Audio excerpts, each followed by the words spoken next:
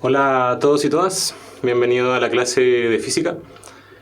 Hoy día vamos a hablar acerca del momento lineal y vamos a abordar algunos ejercicios PSU para que puedan ejercitar en la casa y tengan más claridad respecto a lo que estamos preguntando, lo que se podría preguntar en la prueba.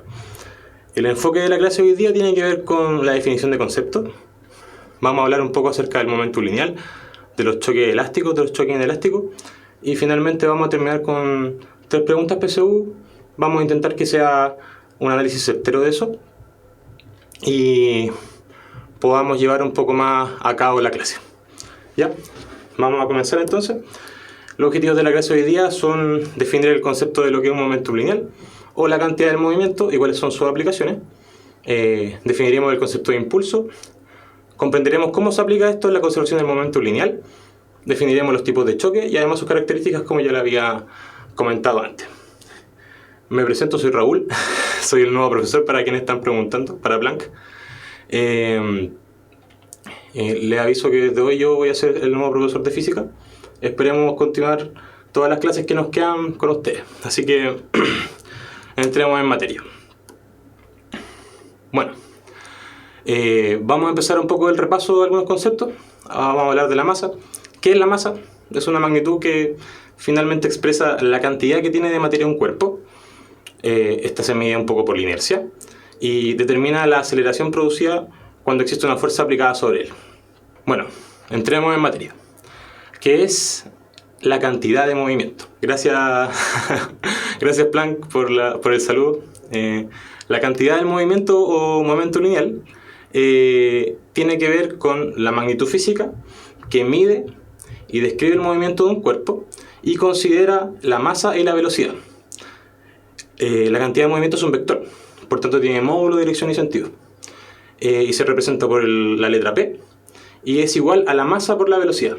La velocidad también es un vector, como ya se ha visto en otras clases. La cantidad de movimiento, generalmente cuando tenemos problemas unidimensionales, se suele dibujar solamente como P. Entonces, nosotros la vamos a escribir como, por ejemplo, P igual a M por V. Y no nos vamos a preocupar del módulo, o sea, nos vamos a preocupar del módulo, pero no nos vamos a preocupar de la dirección de este vector. Porque cuando estemos en problemas unidimensionales, o sea, en una línea, o por ejemplo en el eje X o en el eje Y, solamente vamos a considerar esa dirección. Por tanto, no vamos a estar trabajando en dos ejes. Si tuviéramos dos ejes, vamos a considerar los dos ejes como si fueran vectores. Bueno, el vector momentum no tiene que confundirse con el vector velocidad. Eso es súper importante porque el vector momentum lo que trata de medir es la cantidad de movimiento. El momentum se mide en kilogramos por metro partido por segundo. Si se fijan, el kilogramo es la unidad internacional de medida para la masa y el metro partido por segundo para la velocidad. Ahora, en este concepto, bueno, la idea de este análisis, de lo que vamos a hablar ahora, es que ustedes puedan entender que el momentum, mientras más grande, o para que el momentum sea más grande, necesitamos tener o bien una masa muy grande o una velocidad muy grande. Entonces, en este ejemplo podríamos decir que una masa grande sería una micro andando rápido, que una gran mole, digamos, de masa. Y lo que podemos ver ahí es que incluso si la micro fuera a 40 km por hora, probablemente si chocara un auto que va a esa misma velocidad, la mandaría muy lejos. Entonces, el momentum de un cuerpo nos va a decir la cantidad de movimiento que tiene. O sea, cuánta... No quiero ocupar la palabra fuerza porque la palabra fuerza define otra cosa, pero con cuánta ímpetu va esa masa moviéndose. En cambio, podríamos dar otro ejemplo y podríamos decir un auto muy pequeño, muy veloz, podría tener una masa muy, muy ligera, muy pequeña, pero al tener una velocidad grande tendría un momento muy grande. Un gustazo también para ustedes, chiquillos. Chiquillas, gracias por los saludos. Yo espero que terminemos también conmigo en el final de este año. Ojalá no haya más cambios, pero bueno, eso lo va a determinar el programa. Yo solo soy un simple servidor. La cantidad de movimiento es directamente proporcional a la velocidad. Y también es directamente proporcional a la masa. Entonces, acá en este gráfico, nosotros podemos ver que, a ver si lo puedo acercar un poco más. Eso, bien. En este gráfico que tenemos acá, nosotros podemos ver un gráfico que tiene momentum versus velocidad. Entonces, en el eje Y va a estar el momentum, acá, y en el eje X va a estar la velocidad. Como yo puedo apreciar en esta imagen, no sé si ustedes han visto ecuaciones de la recta, yo tengo aquí una recta que tiene una pendiente que se puede medir con dos puntos. Acá yo voy a tener un P2, un B2, P2, o sea, ese es mi punto, y mi otro punto va a ser el B1, P1. ¿Qué quiero decir acá? Cada uno de estos puntos me va a representar una velocidad y un momentum. Entonces, si yo tengo una velocidad, acá en este lado que tengo aquí, voy a cambiar el lápiz, acá, y tengo otra velocidad acá, yo tengo dos puntos para hacer una ecuación de la recta. Entonces lo que yo puedo hacer acá es calcular la masa a partir de este gráfico, ¿ya? Y voy a calcularla de la siguiente manera. La masa, que viene siendo mi pendiente de esta recta, va a ser igual a el momentum 2 menos el momentum 1 dividido por la velocidad 2 menos la velocidad 1. Esto es algo análogo a lo que pasa con la ecuación de la recta que ya le mencionaba. La ecuación de la recta va a ser algo más o menos parecido, donde la pendiente va a ser igual a el I2 menos el I1 dividido por el X2 menos el X1. ¿Sí? Entonces, más o menos para que nos fijemos en lo que estamos hablando acá, esta recta me muestra la relación que existe entre la velocidad y el momentum, ¿ya? Entonces, por ejemplo, si nosotros tomamos un punto que conocemos, por ejemplo, tomamos el punto de acá, este punto de aquí, tendríamos un punto 2,5 metros partido por segundo y tendríamos un punto 5 kilogramos metro partido por segundo.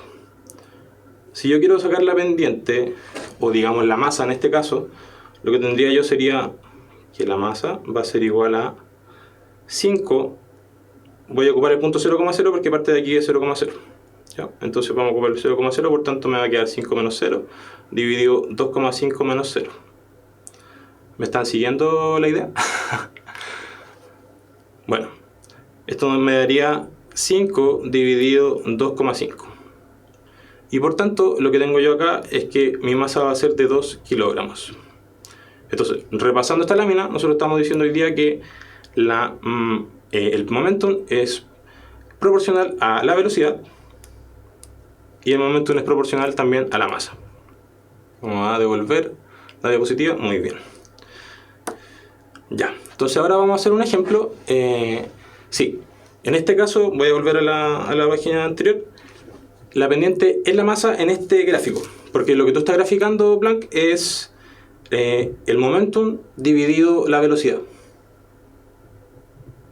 Entonces, el momentum versus velocidad, y lo que yo estoy graficando en el fondo es una función que es I, voy a volver aquí a la maquinita, I igual a P, que viene siendo mi momentum, y eso va a ser a la masa por la velocidad.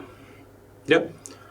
No quiero confundirlo acá, no quiero que se mareen, pero lo que está pasando acá es que yo al graficar P versus V es como si yo graficara Y versus X y tuviera una ecuación de la recta. Por tanto, yo hago el análisis de que también se puede calcular aquí esta pendiente como si fuera la masa, porque efectivamente en este caso la pendiente acá es la masa. Bueno, sigamos con el siguiente ejemplo. En este ejemplo vamos a calcular el momentum, pero a partir de un vector. Entonces, yo voy a definir el vector a partir de coordenadas. Entonces, en un instante de tiempo dado, un cohete posee una velocidad v igual a 12 y tongo menos 7 j-tongo. Si alguien no conoce lo que es el y-tongo y el j-tongo, tienen que ver con vectores unitarios del eje XY. Entonces, un pequeño repasito. Vamos a decir que si yo tengo aquí mi sistema XY, es muy parecido a que yo tenga mi sistema y-tongo, j-tongo. Entonces, cuando yo digo, por ejemplo, A es igual a vector, es igual a 2 y tongo más 3j tongo. Lo que voy a tener es que mi A está desplazado en x, 2, y en y, 3. Por tanto, si yo quisiera graficar este mono, lo que me quedaría sería un sistema de referencia de x, y, donde mi y vale 3 y mi x vale 2. Y ahí yo tengo mi punto. Y mi vector A sería ese que está ahí, al vector A. ¿Ya? Entonces, entrando en materia, lo que podemos ver aquí, en esta imagen, voy a apagarme para que puedan ver la página completa. Tengo mi vector momentum, que es igual a la masa por la velocidad. Por tanto, como tengo mi vector momentum igual a la masa por la velocidad, yo sé que mi velocidad es 2 kilogramos, ¿cierto? Como ya lo habíamos hablado antes. Entonces tengo 2 kilogramos por la velocidad. La velocidad es 12 y tongo menos 7j tongo.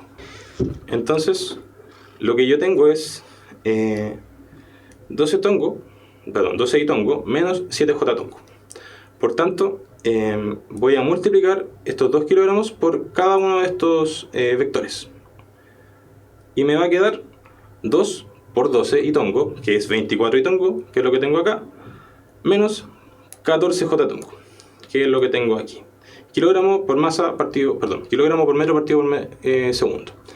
Esto es súper importante, ya que nosotros vamos a trabajar con unidades de medida del sistema internacional. Cuando ustedes le pregunten en la PSU un resultado, siempre tienen que estar pendientes, sobre todo en física, qué es lo que pasa con la unidad de medida. Entonces, en este caso estamos multiplicando kilogramos por una velocidad que está en metros partido por segundo. Si esta velocidad estuviese en kilómetros partido por hora, ustedes tendrían que llegar y cambiarla. Entonces, tienen ustedes que manejar súper bien el tema del sistema internacional de medida. ¿Ya? Bueno, continuando con el tema, si nosotros graficamos este mono, lo que nos quedaría sería un gráfico donde en X tendríamos 24 y en Y tendríamos 14, algo que sería como por acá. Esto es Y, esto es X, y mi vector quedaría más o menos por aquí. Y este es mi vector momento. Vamos a ir a la siguiente diapositiva. Bueno, otro concepto que tenemos que revisar cuando hablamos de momentum es el impulso. El impulso es la variación del momentum lineal y tiene que ver con una fuerza que se aplica externamente al sistema. Entonces, si nosotros tenemos un sistema de partículas o tenemos una masa o tenemos un objeto, nosotros al aplicarle una fuerza durante cierto tiempo determinado, eso es lo que nosotros llamamos impulso. Por tanto, como habíamos dicho, el impulso es la variación del momentum lineal. Entonces, si nosotros lo escribimos aquí abajo, esto va a ser la variación del P. Cuando aumentamos el momentum lineal de un cuerpo, lo que estamos haciendo es aplicarle una fuerza o dándole un impulso positivo. Es como cuando pateamos una pelota o lanzamos una bola. Eso es un impulso positivo. O también cuando columpiamos a alguien. Lo estamos empujando, le estamos aplicando una fuerza durante cierto tiempo y lo que está pasando es que su momentum, o sea, su cantidad de movimiento está cambiando. Lo que estamos haciendo básicamente es aplicar una aceleración. Entonces, esto es otra definición de lo que está pasando con el momentum. Entonces, cuando disminuimos ese mismo momentum lineal, lo que está pasando es que el impulso es negativo. O sea, estamos aplicando una fuerza negativa, o es como cuando yo estoy frenando en el auto. El freno es como si fuese una fuerza externa, pero no es externa porque está dentro del auto, pero igual es externa. O sea, lo que está aplicándose es algo que está frenando el movimiento. El impulso mecánico, entonces, se define como una fuerza por el intervalo de tiempo. Entonces nos quedaría I, también vector, porque es una fuerza, es igual a la fuerza por el delta de tiempo. Entonces, el impulso vector va a ser igual al vector fuerza por el delta de tiempo. Bueno, ahora pasamos a una de las partes más importantes de esta clase de hoy, que es el principio de conservación del momentum. Por tanto, el principio de conservación del momentum nos dice que cuando un sistema no recibe un impulso externo, el impulso ya fue lo que vimos anteriormente, se conserva el momentum. Por tanto, el momentum inicial, antes del choque o del cambio o de lo que esté pasando dentro de este movimiento, va a ser igual al momentum después de lo que ocurra, el choque, el impulso, lo que pueda hacer. Perdón, el impulso no, porque cuando hay un impulso no hay conservación del momentum. Entonces, lo más importante acá es que se conserva el momentum. O sea, el momentum anterior es igual al momentum posterior. Por tanto, como ya habíamos dicho ya que el momentum se define como la masa por la velocidad, si tenemos un sistema de dos partículas que tiene una masa A que se desplaza con velocidad A y una masa B que se desplaza con velocidad V sub B, tendremos que el momentum de esto va a ser m sub A, o sea, la masa del cuerpo A, por la velocidad A sub 0, o sea, la velocidad A inicial. El biólogo, ¿el impulso y el momentum pueden ser negativos?, me pregunta. El momentum puede ser negativo, porque efectivamente el momentum es un vector. Por tanto, al ser un vector, tiene dirección, sentido y módulo. Si el momentum es negativo, de acuerdo a lo que sea, puede ser negativo, al igual que el impulso. O sea, el sentido físico es lo que va a cambiar. Eso es lo más importante. ¿A qué te refieres con la simetría en la energía? Eso no lo entiendo. Pero sí te puedo explicar que el impulso y el momentum sí pueden ser negativos. Eso va a indicar diferentes cosas con sentido físico. O sea, si por ejemplo me estoy desplazando por una carretera y voy de norte a sur, y yo defino que ese es mi sentido positivo, si yo te dijera que ahí mi momentum es negativo o mi impulso es negativo, el impulso va a ser para el otro lado. O sea, si voy de norte a sur, el impulso va a ser de sur a norte. ¿Se entiende la diferencia? O sea, el menos lo que me va a indicar es el sentido del movimiento, no la dirección. Y sí pueden ser negativos porque son vectores. Cuando no hay impulso, hay momentum. Aquí Sofía Carrillo pregunta, ¿qué pasa cuando no hay impulso? Hay momentum, se mantiene igual. Cuando hay impulso sobre un sistema de partículas, no se mantiene el momentum, que era justo lo que estamos diciendo acá. O sea, si existe un impulso desde el exterior, el momentum no se puede mantener porque estoy aplicando una fuerza. Entonces, ya no puede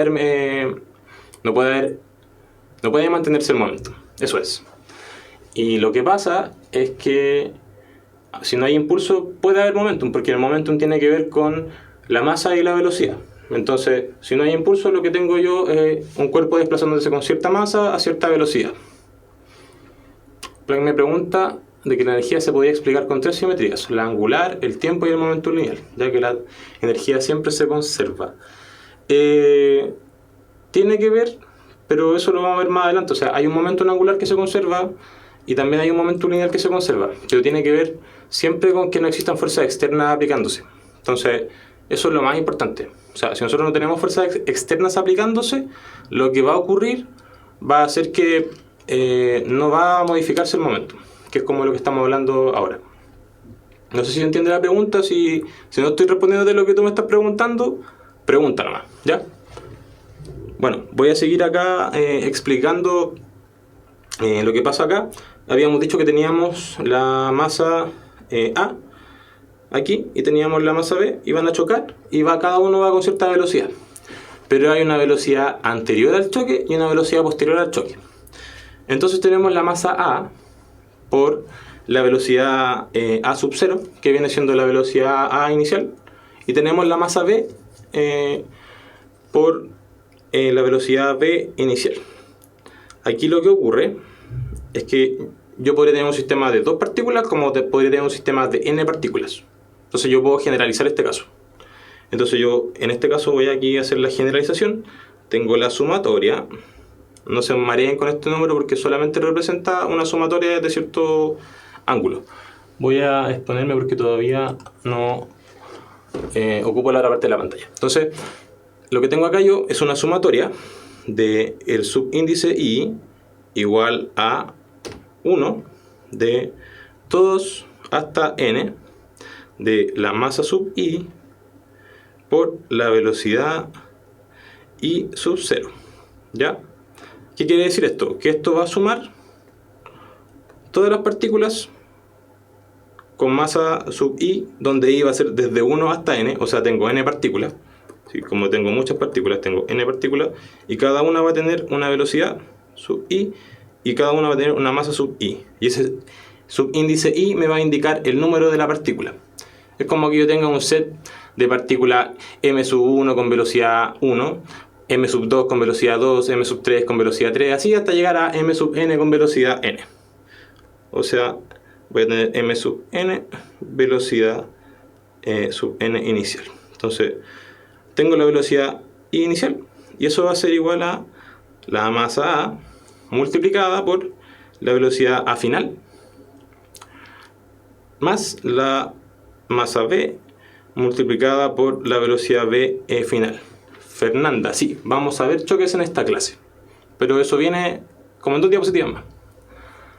El choque puede producir calor, el biólogo, pero eso tiene que ver con un choque perfectamente inelástico.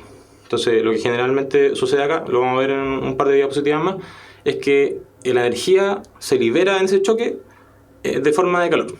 Entonces, igual puede existir eso y siempre va a haber pérdida de energía como calor. Solamente que nosotros, por simplicidad en la física, consideramos ciertas suposiciones. En este caso, suponemos que no se libera calor. Suponemos que todo es ideal, suponemos que se conserva el momento. O sea, tenemos propiedades bonitas que nos sirven y que nos permiten ejecutar un análisis de los problemas mucho más simple y que nos permiten también entender más fácil la física. Entonces, nosotros vamos a ir complejizando el problema de acuerdo a cómo vayamos avanzando con la materia. Entonces, volviendo a esto, entonces el momentum inicial va a ser igual al momentum final.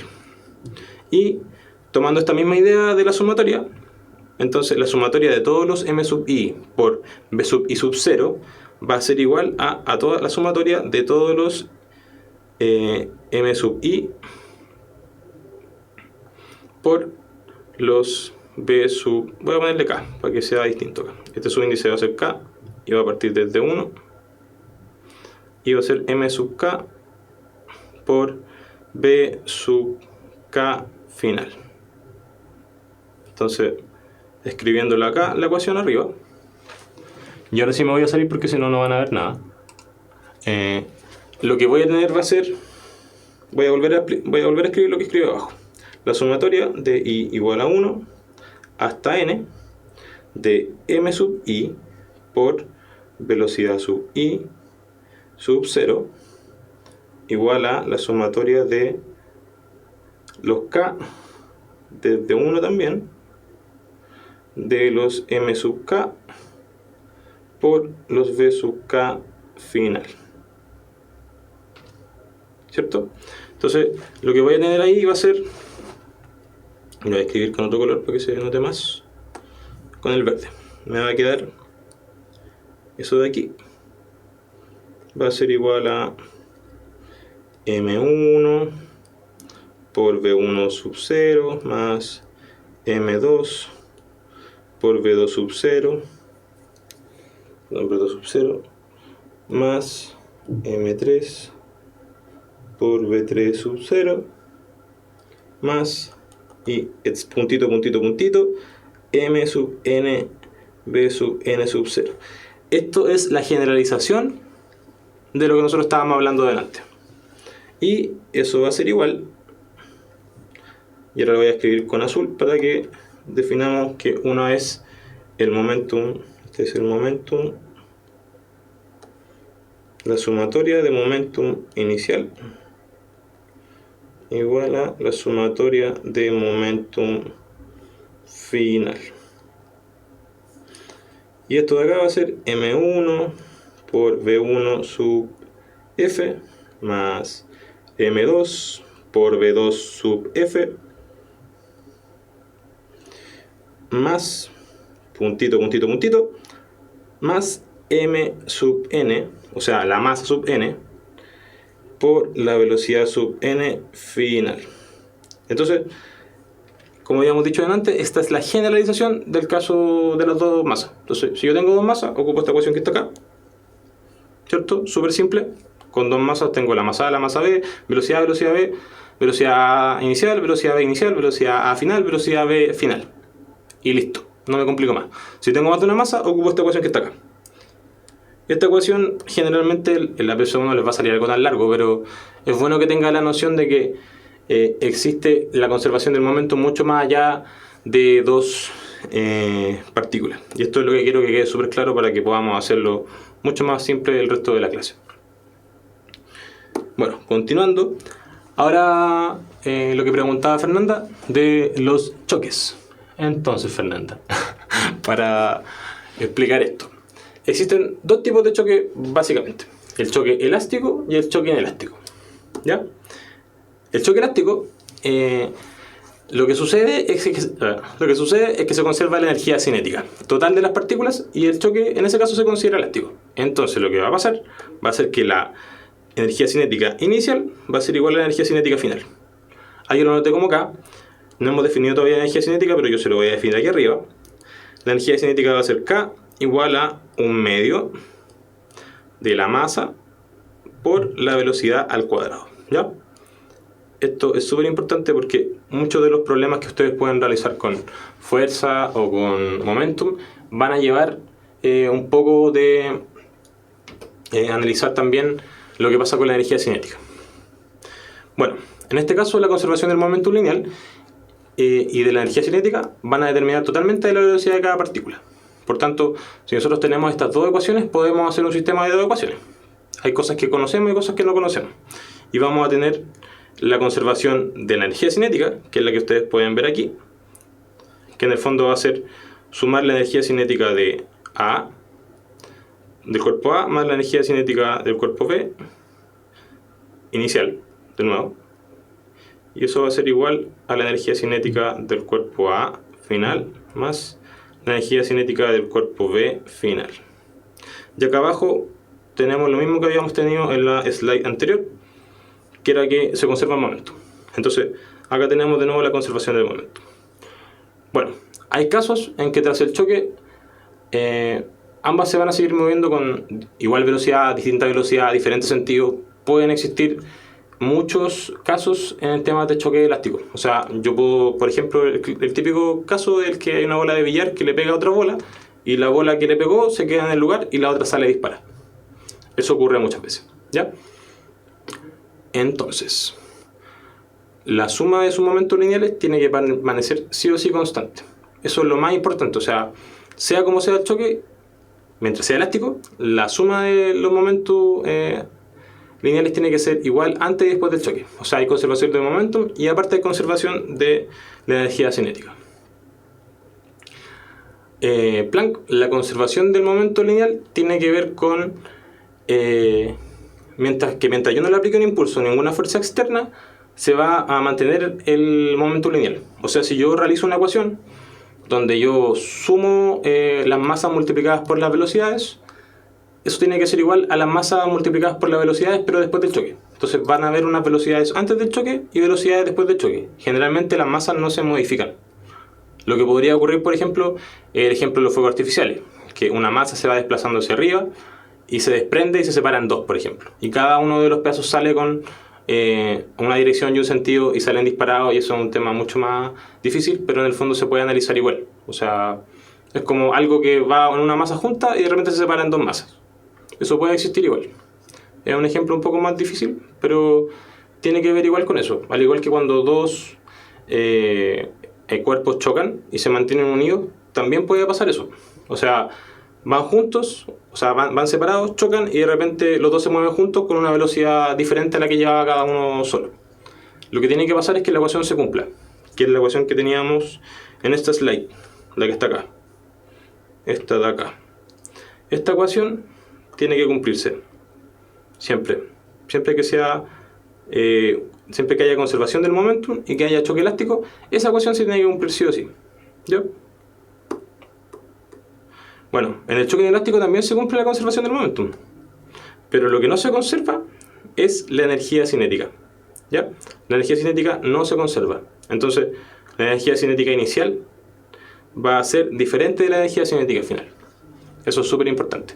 Entonces, cuando hablamos de un choque inelástico, el ejemplo que yo había dado hace un rato, que es dos partículas chocan y se siguen moviendo juntas. O sea, viene por ejemplo por acá la partícula 1, la partícula 2 viene por acá, va una para allá, otra para acá, y después se siguen moviendo juntas con una velocidad 3. Y tenían una velocidad 1 y una velocidad 2. ¿Ya? O sea, se juntan y siguen moviéndose. Es como que dos carros chocaran de tren o dos autos chocaran, se acoplan y se siguen moviendo juntos con una velocidad diferente. ¿Ya? O sea, es la velocidad del nuevo conjunto o de la nueva masa completa, si ustedes lo quieren ver así. Bueno, vamos a pasar entonces ya por la hora a los ejercicios PSU. Ustedes ahí pregunten nomás porque vamos a ver bien esto. Y ahora sí, yo voy a desaparecer de esta pantalla.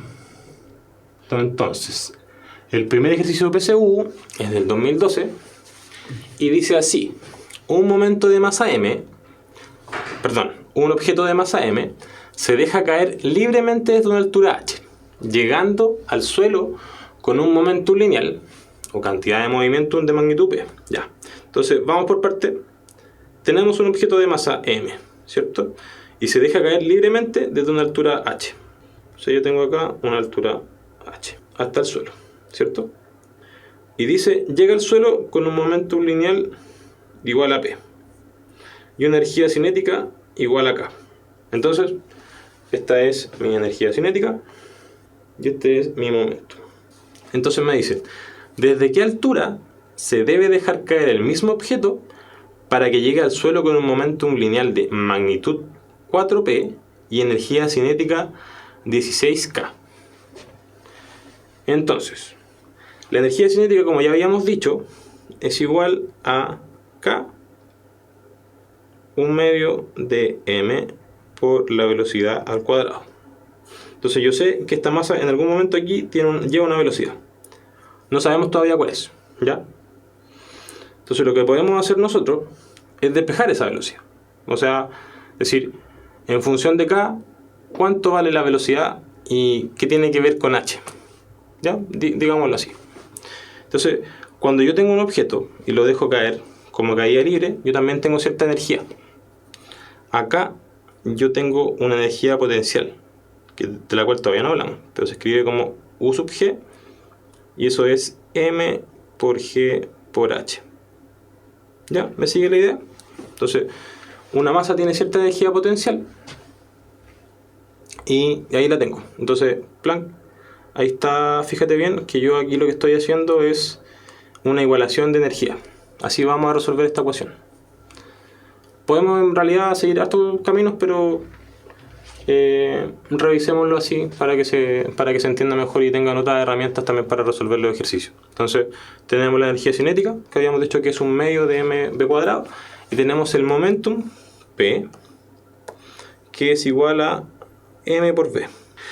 Entonces, de nuevo, la pregunta sigue siendo, ¿desde qué altura se debe dejar caer el mismo objeto para que llegue al suelo con momentum lineal de magnitud 4p y una energía cinética de 16k? Entonces, esa velocidad me va a decir algo, ¿cierto?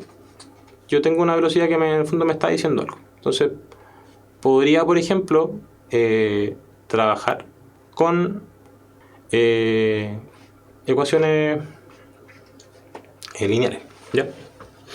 Podríamos trabajar con ¿cómo se dice esto?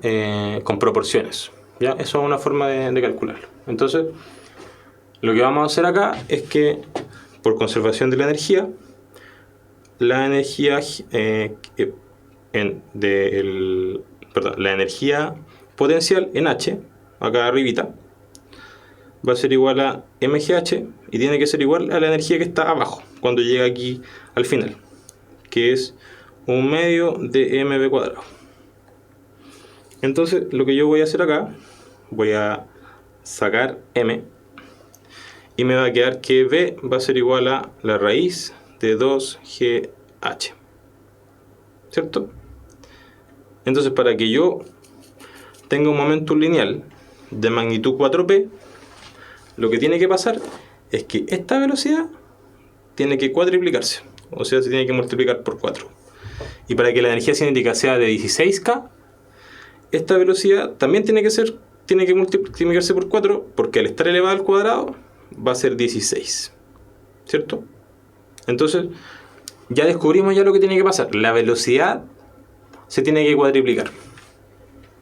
Entonces, para que la velocidad se cuadriplique, lo que tiene que pasar es que claro, la h tiene que ser diferente. Entonces, ¿cómo hacemos ¿cómo afectamos la altura? Y esa es la pregunta. ¿Cómo afectamos la altura para que la velocidad sea distinta o se cuadriplique?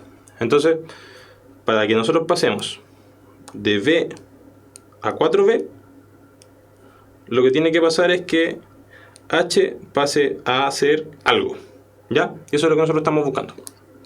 Entonces, siguiendo esta ecuación que está acá, que v es igual a la raíz de 2gh, para que ese v ahora sea 4v, o sea, para que ese v se cuadriplique, lo que tiene que pasar es que de acá, desde este h, salga algo para acá afuera. Entonces me va a quedar v es igual a la raíz de 2gh. Entonces ahora quiero que esto sea 4v. Le voy a multiplicar por 4. Entonces ahora 4v va a ser igual a 4 raíz de 2gh. Y eso me va a quedar la raíz de 2 por g por 16h. ¿Cierto? Entonces mi nuevo h, o sea mi h', que en mi nueva altura va a ser igual a 16h. Y eso es el final de este ejercicio. Entonces, vamos a ponerle numerito para que se entienda. Como dijo Omar, sería 16h. Entonces vamos a repetir. Tenemos un objeto de masa m, se lanza desde una altura h. ¿Qué sucede? Cae desde una altura h con una energía cinética k, momentum p, y este es el paso 1, ¿cierto? Aquí esto lo hicimos paso 1. Después definimos estas ecuaciones que están acá. Este es el paso 2. Definimos que la energía cinética era un medio por mv cuadrado y que p era igual a m por v. Y nos hicimos la pregunta, ¿qué tiene que pasar para que el p ahora sea 4p y la energía cinética sea 16k? Lo que tiene que pasar, como no podemos afectar la masa, es que tiene que afectarse la velocidad. Por tanto, la velocidad tiene que estar ahora multiplicada por 4. O sea, la velocidad nueva va a ser 4 veces la velocidad vieja. Entonces nos va a quedar 4 por v. Y tiene mucho sentido porque en el fondo, como estamos afectando la velocidad y ahora el cuádruple de lo que era antes, la energía cinética va a ser 16 veces lo que era antes. Porque al ponerle yo un 4 acá a v, va a aparecer un 16 cuando lo lea al cuadrado, ¿cierto? Una vez que ya hicimos ese análisis, yo voy y acá en el paso 3 hago una cosa que se llama conservación de la energía, que es algo que igual tenemos que ver un poco más adelante. Entonces, en la conservación de la energía voy a igualar la energía que había acá, energía inicial aquí, y la energía final que había acá cuando cayó finalmente la masa hasta el suelo. Entonces me queda m por g por h igual a un medio de m por v cuadrado. Se me va lo m porque es la misma masa. Y al despejar el v me queda que es igual a la raíz de 2gh.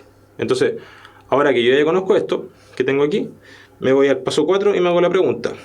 Ahora que v es igual a 4v, o sea, digamos mi v nuevo, ¿cuánto es el h nuevo?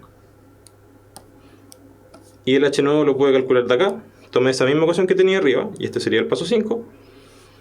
Y sería que cuando yo multiplico esto por 4, y le vuelvo a multiplicar acá al lado derecho, en ese 4 que está ahí, lo que va a suceder va a ser que al yo meter ese 4 dentro de la raíz, me va a pasar como un 16, porque hay que elevarlo al cuadrado para que entre dentro de la raíz, y va a quedar como 16h. Entonces mi nueva velocidad, mi velocidad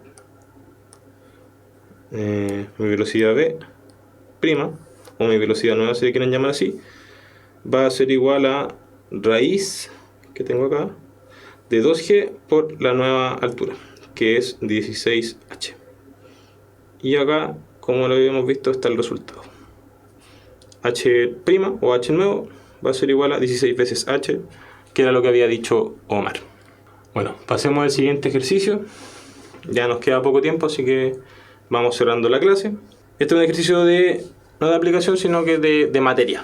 Entonces dice, en un experimento de colisiones, dos cuerpos se mueven uno hacia el otro en una misma línea recta con igual rapidez. Entonces, tenemos la línea recta, tenemos el cuerpo 1, o la masa 1 si le quieren decir, y la masa 2. Ahora, lo que está sucediendo es que ambos chocan. pero van con la misma rapidez, en sentidos opuestos. Y chocan en un punto, que va a ser este punto que está marcado con la X, y quedan unidos. Entonces, en un instante 2, o sea, esto es tiempo 1, vamos a ponerlo acá, para que se entienda, tiempo 1, y en el tiempo 2, van a estar acá los dos, chocaron, ¿cierto? Y quedan unidos. Entonces, chocan en un punto, quedando unidos. En ausencia de roce, se afirma correctamente que la rapidez final va a ser: es menor que la rapidez inicial si las masas son distintas, ¿ya? Es nula si las masas son iguales, y es mayor que la rapidez inicial si una de las masas es mucho mayor que la otra. Entonces, si las masas son diferentes, o sea, ahí como habíamos dicho que M1 y M2 son dos masas distintas, lo que sucede es que vamos a hacer los tres ejemplos. Entonces, en el ejemplo 1, vamos a hacer conservación del momentum, y lo que va a pasar va a ser que tengo M1 por V menos M2 por V va a ser igual a M1 más M2 por V final, le vamos a poner aquí, ¿cierto? Entonces, acá yo puedo factorizar por V, me va a quedar V por M1 más M2, perdón, menos M2 igual a M1 más M2 más M2 por VF. ¿Sí? Entonces me va a quedar que V final va a ser igual a M1 más M2 por M1 menos M2 por V. Entonces lo que tengo acá es que la velocidad final es una fracción de la velocidad que llevaba cada uno inicialmente, que era la misma. Si nosotros nos ponemos a analizar particularmente esta ecuación que tengo aquí, lo que me está diciendo es que lo que está aquí arriba necesariamente tiene que ser más grande que lo que está acá abajo, porque las masas siempre son positivas. Entonces, cuando yo tengo una suma de masa arriba y una resta de masa abajo, este que está aquí arriba, o sea, todo esto va a ser mayor a 1, ¿cierto? Y al ser mayor a 1, si yo multiplico un B, que es este B que tengo aquí, por algo mayor a 1, entonces esta es mucho más grande que esta. Entonces la velocidad final va a ser mayor a V. Y nos dice que es menor que la rapidez inicial si las masas son distintas.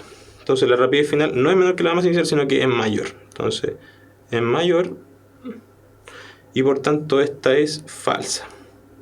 ¿Ya? Ya hicimos esa parte. Después nos dice que va a ser nula si las masas son iguales. Como el ejercicio del mismo, yo ya describí dos masas distintas. En la parte 2, según esta ecuación que está acá, lo que va a pasar va a ser que si las masas son iguales, esto va a quedar dividido por 0. Y eso va a ser algo extraño, porque van con sentidos opuestos. Ya, no, aquí podría yo definir otra cosa. Claro, esto podría ser un más. Bueno, si van con sentido opuesto, tiene sentido que si las masas son iguales, bueno, no, de partida no lo divido. Si las masas son iguales, yo vuelvo a este punto de acá. Y si las masas son iguales, esto me queda 0. Y por tanto la velocidad final va a ser 0. O sea, es como si chocaran dos masas iguales con velocidades opuestas de sentido. Por tanto, van a quedar pegadas y van a quedar en reposo. Entonces, esto debería ser verdadero.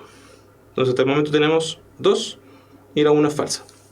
Y dice que la rapidez final va a ser mayor que la rapidez inicial si una de las masas es mucho mayor que la otra. Entonces, efectivamente, era lo que nosotros habíamos analizado adelante.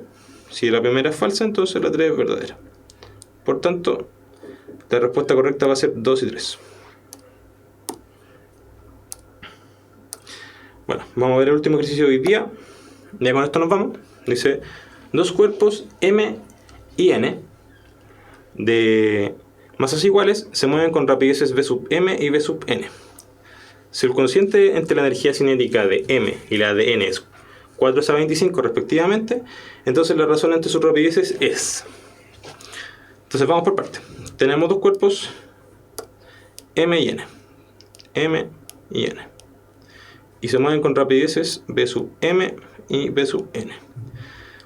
Si el cociente entre la energía cinética de m, o sea, la cinética de m, que va a ser 1/2 de la masa m, pero tiene masas iguales, entonces es la masa nomás. Entonces vamos a escribir m solo.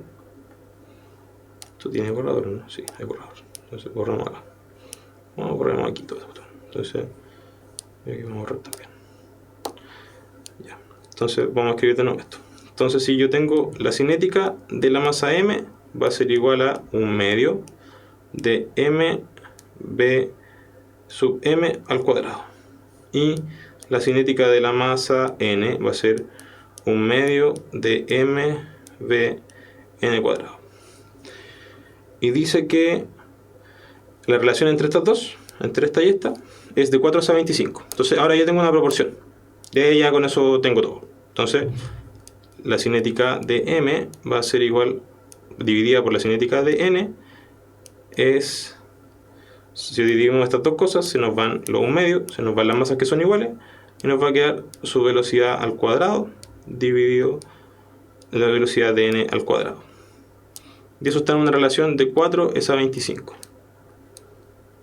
Si aplicamos raíz, nos vamos para acá, nos va a quedar v sub m es a v sub n como 2 es a 5.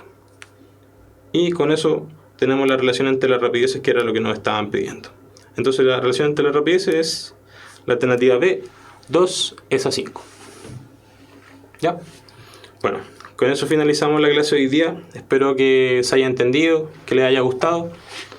Mi nombre es Raúl, soy el nuevo profesor de física. Ya me había presentado al principio. Este es el último ejercicio. Y el repaso de acá sería poner énfasis en esta parte, lo que estamos viendo aquí arriba. En el fondo, la relación entre la cinética de la masa m y la masa sub n, que finalmente era la misma. Y yo acá escribí esa relación, se puede ver ahí, para que la tengan claro. Esa ha sido la clase de hoy día, espero que les haya gustado. La próxima clase vamos a abordar lo que es el tema de trabajo mecánico. Muchas gracias, que tengan buena tarde, hasta luego.